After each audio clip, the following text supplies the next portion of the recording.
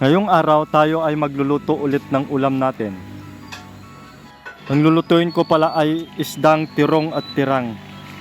Yan po, fresh na fresh from the sea. Ang luto pala nito ay paksiw sa mangga. Yan o.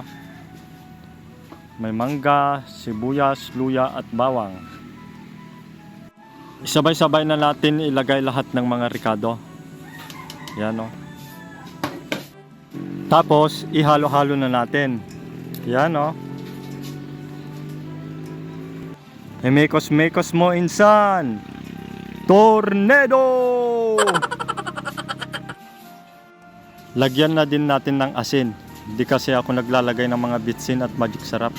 Yan lang yung magsisilbing pampalasa niya. Tapos ang huli, lagyan natin siya ng siling green, pampabango niya. Tapos takpan na natin para maluto na. One eternity later. Yan, luto na po. Sarap nito. Yummy yummy. Saranghe.